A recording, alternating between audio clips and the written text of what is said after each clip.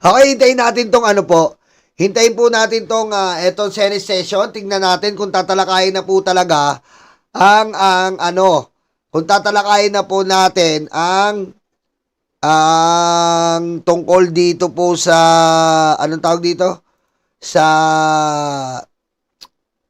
petisyon ni Risa, na motion ni Risa. Okay, kasi po, ang totoo po, ano ba nangyayari? Ito na po ito muna natin. Ito muna. Ganito na po ba kababa ang politika sa Pilipinas? May tanong po ako sa inyo. Ganito na po ba kababa ang politika sa Pilipinas? Ganito na po ba kababa ang Senado? Tingnan nyo naman po. Ano sa tingin nyo? Ganyan na po ba kababa? Kayo na po magsalita. Ha? Ganyan na po ba kababa? Tingin nyo mga kababayan, ganyan po ba kababa ang Pilipinas? Ganyan na ba? Aray ko. Ganyan po ba kababa? Kasi kung ganyan po kababa, ay kalunos-lunos at kahindik-hindik na po ang ating Senado.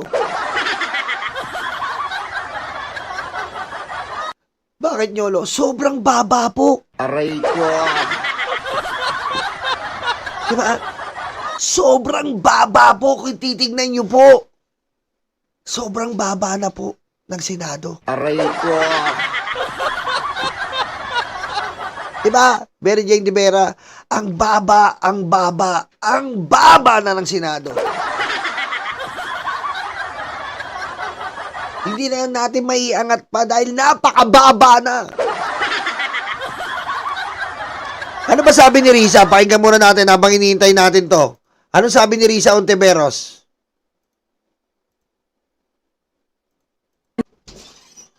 Pakinggan natin. Hindi ko namang privilege speech. Ganito na ba kababa? Kita nyo, tinanong na naman ni Risa. At tinanong rin natin. Aray ko. Ang lupit. Ang lupit po tumira ni Risa. Patalikod talaga eh. Hindi halata eh. Ulit. Ulitin ko lang po ang sinabi ko last week sa sarili ko namang privilege speech. Ganito na ba kababa? Ganito na ba kababa? Eh ano? Ang baba po ng Senado. Kaya, ang baba na po ng Senado. At hindi natin, paano natin masusolusyonan yung baba na yan? Kasi natural eh. Diba? Natural po ang pagkababa ng Senado. Natural na natural.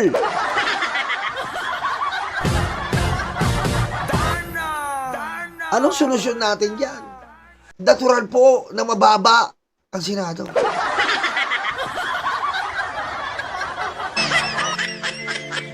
Ang galing nyo, Ma'am Risa. Saludo po sa inyo, Ma'am Risa.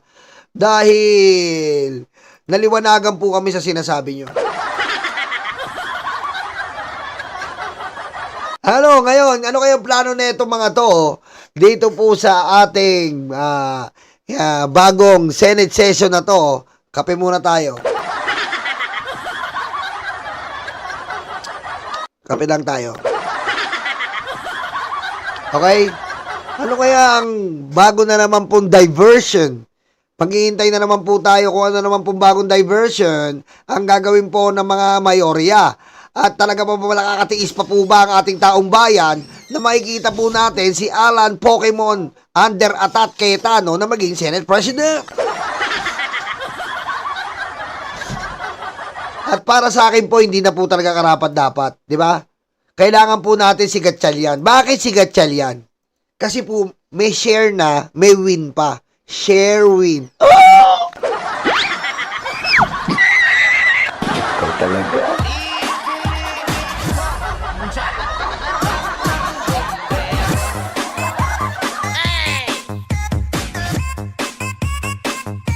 Aray ko. 国家主席习近平 Diba? Kahit mababa ang Senado, meron naman tayong Senate President na iniintay na mapagbigay na, share, at panalo pa sa masa, win. Share, Win Gatchalian. Diba? Sherwin Gatchalian. Ang tumatagos sa EDSA. Aray ko. Aray ko. Aray ko. Aray ko. Nakalipas na yun. Nakalipas na yun. Huwag na natin iungkatin pa. Okay? Nakalipas na yun. Napag-usapan na natin yan eh. Diba? Nakalipas na yun. Huwag na natin pag-usapan. May EDSA. Naayos na ni General Torre ang EDSA. Huwag na natin ibalik yan.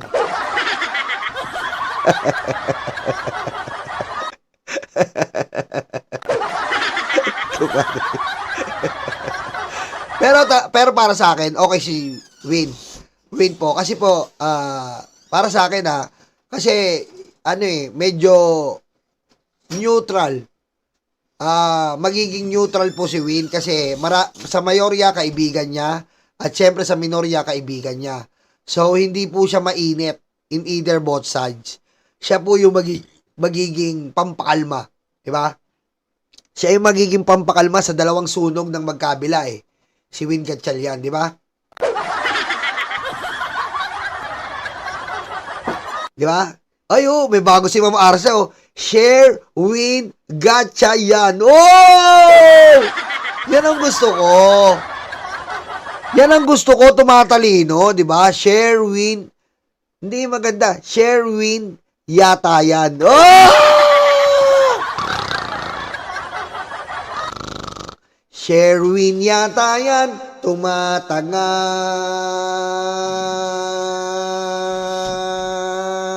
Aray ko. Aray ko. Of the Lord. Aray ko.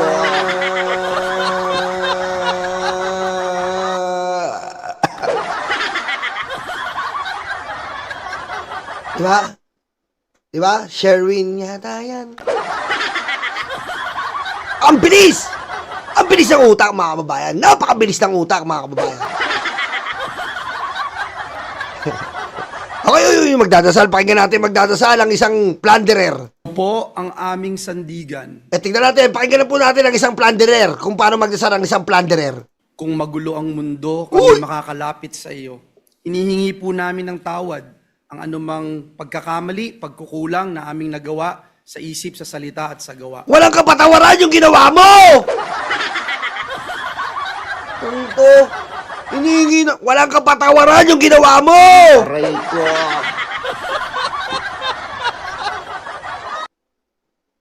Nawala. Bigyan niyo po kami ng kalakasan, katalinuhan upang bagtasin ang anumang mga pagsubok, anumang mga dinadala ng aming mga kababayan upang mapaglingkuran po namin sila. Sa amin pong mga manggagawa na patuloy na nakikipagsapalaran, lalo na po yung mga construction worker ng Gumuhong Gusali sa Angeles City. Biyayaan niyo po sila at ang kanilang mga pamilya ng tatag ng pananampalataya. Sa mga kabataang Pilipino na lalo na po yung mga bagong graduates at first-time job seekers, puspusin niyo po sila ng inspirasyon at tibay ng loob na harapin ang mabilis na pagbabago sa mundo ng trabaho. Dalangin po namin na sa gitna po ng modernong teknolohiya, lalo na po ang artificial intelligence, naway patuloy po nilang magamit ang kanilang talino at skills na kapaki-pakinabang, hindi lang po sa kanilang mahal sa buhay at pamilya, kundi sa aming inang bayan. Lord Jesus, nilalapit namin ang aming buong bayan, mula po sa Luzon, Visayas, Mindanao, maging ang aming mga mahal na OFWs. Nawa po, ang maghari po sa amin ay ang pagkakaisa, ang pagkakaunawaan, at pagtutulungan upang sama-sama po naming masolusyonan ang krisis sa enerhiya, krisis sa pagkain, krisis sa trabaho, at kabuhayan na hinaharap ngayon ng aming minamahal na bansang Pilipinas. Ito po ang aming inilalapit at idinudulog sa iyo nang may pananampalataya na ikaw, O Diyos, na nagsimula ng mga magagandang bagay sa aming mga buhay, sa aming inang bayang Pilipinas, pinangako mo, tutuparin mo po ito, kukumpletuhin mo po ito hanggang sa iyong pangalawang pagbabalik. Binabalik po namin sa iyo ang lahat ng papuri, pasasalamat sa tanging pangalan ng aming Panginoong Hesus. Ang lahat po'y makiisa at magsabing amen. Amen. Thank you very much, Senator Joel, and thank you for the senators who have led us in prayer the last few days. Truly, to be united in prayer is a blessing. Secretary, please call the roll. Roll call of members. The Honorable Senator Aquino, Senator Cayetano Pia, Senator De La Rosa, Senator Ejercito, Senator Escudero, Senator Estrada, Senator Gatchalian, Senator Go, Senator Ontiveros, Senator Lacson, Senator Lapid, Senator Ligarda, Senator Marcoleta, Senator Marcos, Senator Padilla, Senator Pangilinan, Senator Soto, Senator Tulfo Erwin, Senator Tulfo Rafi,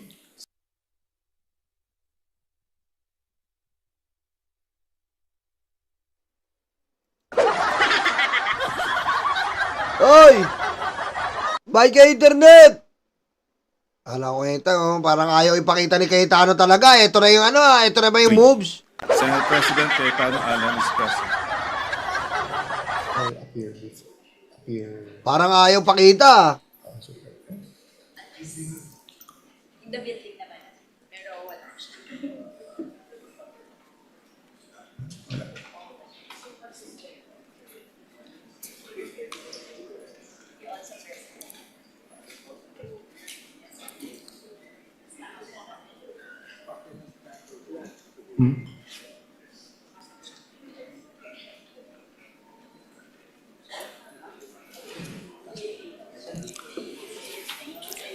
Stop or go? Yeah. Okay. There are 22 senators present. The chair declares the presence of a quorum. Majority Leader, before we go to the journal, just an announcement. So there are 23 senators present. Kaya tinanong ko, stop or go? Before we go to the journal, just an announcement. Joel, you have that? Yung investigation. So,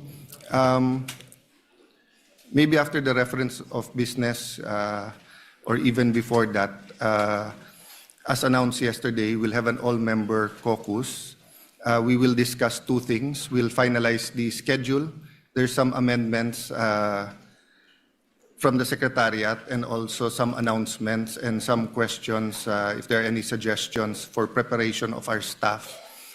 Secondly, one senator, and I thank him, but I won't name him because I didn't ask him yesterday, inquired about the investigation of the DOJ to the May 13 events. So we continue to receive subpoenas or requests for information from different agencies and departments. We have, from the start, fully cooperated. We agreed to a joint investigation with the... So we want to share the information and get direction from all members, just for the information, so that there'll be no misunderstanding. Then I guess the news is the news, and there's no surprises there. So after the all-member caucus, we will ask the indulgence of the minority, kasi the majority, while we are still the majority, will have a majority caucus after. So if there are any important matters you want to bring up after the journal, of course, that is your privilege. Majority Leader. Yes, Mr. President, before we proceed, may I just be allowed to acknowledge some guests from the gallery, guests of our Senate President and the Senate. The Council of Bishops and Ministers Association of the Philippines, CBMAP. We have with us also former Presidential Advisor for Religious Affairs, our dear Bishop Tito Butch Belica is here with us. Who celebrated his birthday, yesterday. Mr. President, yesterday. Mr. President, we also have guests of Senator Ligarda, Dr. Godelin Hisol, Dr. Jelyn Alentahan, and Mr. Rainier Paul Teologo. Guests of Senate Minority Leader Tito Soto, Dr. John Ortiz Chope, Guest of Senate President Cayetano, Princess Bustamante, Miss Teen World Philippines Earth 2026, who hails from Taguig City. We welcome all of them in this August chamber, Mr. President. And we'd like to thank not only the bishops, but the millions of Filipinos who are praying for the Senate and for the country. Your prayers are felt by both the minority and the majority. Yes. Mr. Majority President, Senator Lito Lapid is seeking the floor. May I move that he be acknowledged, Mr. President? May I ask for silence? We want to listen to the legend, Senator Lapid. Salamat po, Mr. President. Kaliwanagan lang po, manifestation lang. Tungkol po yung nangyari kahapon at marami pong kumakalat sa social media na ako'y lumipat na sa majority. Hindi po totoo yan. Nananatili po ako sa minority group at hindi po ako alis dito. At yung pong motion ni Senator Zubiri kahapon ay sinusuportahan ko po. Hindi ko lang po ako nakapagsalita kahapon. Kala ko may botohan. Ngayon pala wala naman. Hiling ko lang po dito sa Senado. Sana magkaisa tayo. Iwasan ang bangayan. Ang dami-dami natin bisitang pari dito. Palakpakan po natin sila. Para ipagdasal po kami na magkaisa na kami para maibalik ang dangal ng Senado. Maraming salamat po. Your manifestation is Biro mo, ngayon nga lang ako ngayon ko lang po talaga na si Lito Lapid eh. Ngayon, biro mo sa tagal natin si Lito Lapid, putik tahimik lang pero may kabuluhan eh. Kaya sa mga hayop na to eh. Ito, dalawang demonyong bilyar oh. King inan tong mga to. King inan nyo, bilyar. O isa pa to. Ng partido, I think we are batchmates, so magkasama kami since 2004. So majority, minority, buwan-buwan nagpapadala pa rin siya sa akin ng Maha Blanca at Suman. Leche! Maraming salamat po. Ano pa kailam namin sa'yo? Kamusta naman yung Suman at Maha Blanca mo? Leche ka, Pia! Mahal kita.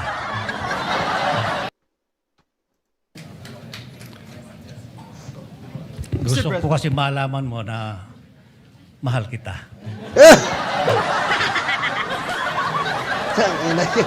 Ayop! Ayop! What does the brother say? Ayop! I am trying to figure out bakit Maha Blanca ang binibigay sa kanya, samantalang sinabi ko na kay Kuya Lito Lapid na ako'y umiinom na ng maintenance medicine para sa kolesterol, pero sisig pa rin ang dinadala niya para sa akin. So iniisip ko kung mahal din niya ako o si Senator Pia lang ang kanyang mahal. Mr. President, nilalapit ka daw niya sa Diyos. Mr. President, at this juncture, I move that we dispense with the reading of the journal of the 67th session, May 25, 2026, and consider the same as approved. Let us first recognize the former Senate President and the present Minority Leader. Senator Tito Soto, sir. Thank you, sir. I am not objecting. I would just like to make sure that the manifestation of Senator Lapid is manifested in the journal because Yes. in the journal yesterday, it is manifested that he did not agree with the motion of Senator Zubiri. So we want that Yes, so corrected. before we approve the journal should accurately reflect that Senator Lito Lapid agreed with every member of the minority. Yes. Thank you, sir. Thank And you. in the end, we agreed as a body to find a way forward. Yes. Senator Erwin Tulfo, you are Senator Erwin recognized. is... Thank you, Mr. President. Thank you, Majority Floor Leader. It's a quick manifestation, or if not, a sort of point of clarification, Mr. President. Please proceed. I heard that the media are their access to areas in the Senate are limited. Is there a new rule right now, Mr. President? They are banned from going to the 6th floor to conduct interviews or wait for our VIPs, and then they're not allowed anymore in our railings. I mean, I will check. I have no information. I have not moved to the 6th floor. please. I am still holding office here. Sometimes we ask them to allow us to pass going to the session hall. We can't blame them because the Senate is hot topic.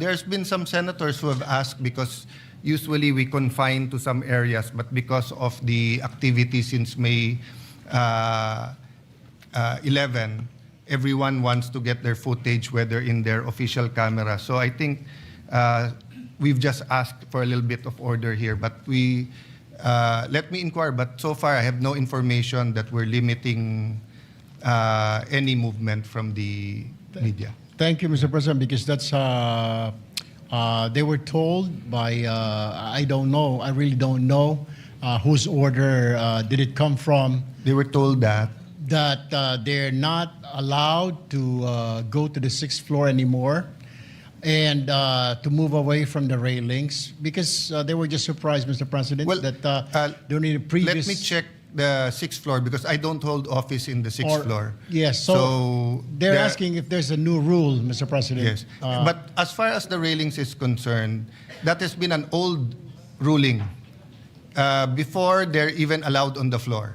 When you were not still a senator, sir, before 3 o'clock. But what happens is that sometimes the Senate President, that was before I left the Senate to go to DFA, Senate Majority Leader. No? I don't know when we changed the rule na hindi sila pwede sa floor.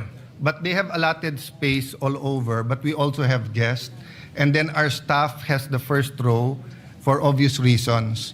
But of course, when there's activity on the floor, they move forward. So if it's just a reminder to give the staff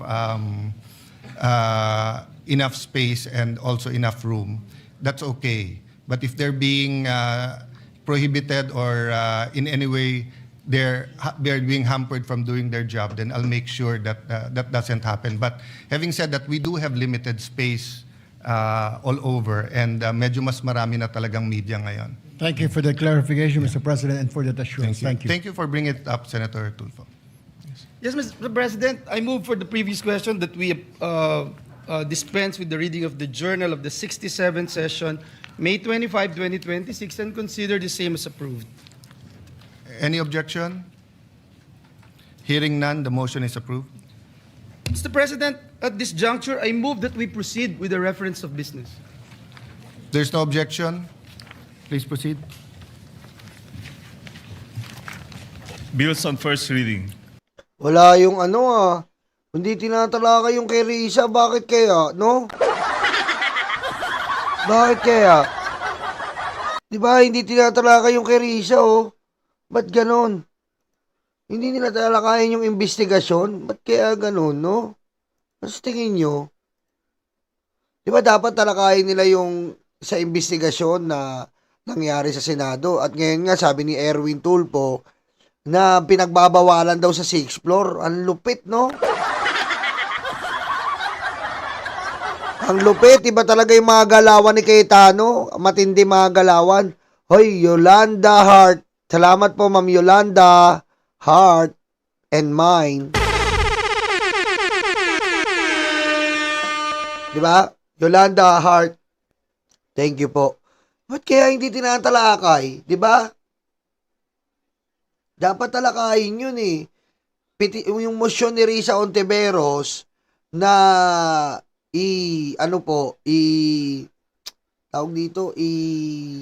imbestigahan yung investigasyon dito sa di ba? Investigasyon dito sa nangyari nung 13. Pero ngayon po parang wala na naman, hindi na naman nila tinatalakay. Ano kayang meron? Ano na naman palabasin nito mga to? Di ba? Dahil matalakay yun, yung scripted nila eh.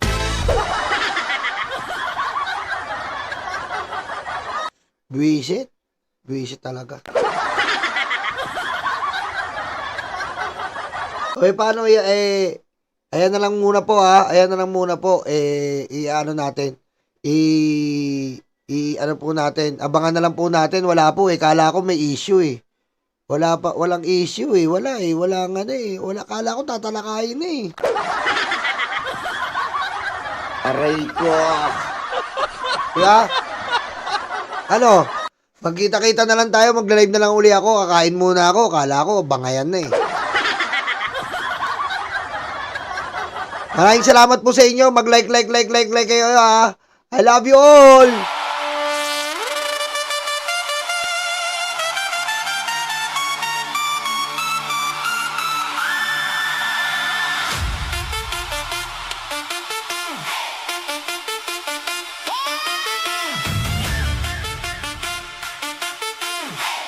Babalik po tayo mamaya ha. Kakain lang po ako, babalik po tayo. Salamat po sa inyo, mahal na mahal ko kayo. VMB, Cereza Force, Ulonatics, mga karayuma, mga libag, at ating mga kababayan dyan. Ano man ang mangyari, laban po tayo. Maraming man death threat sa amin, dire-diretso po tayo. Dini-death threat na po tayo, pero wag natin pansinin yan. Dahil sabi nga ni Rizal, masarap ikamatay ang pagmamahal mo sa bayan. Amen.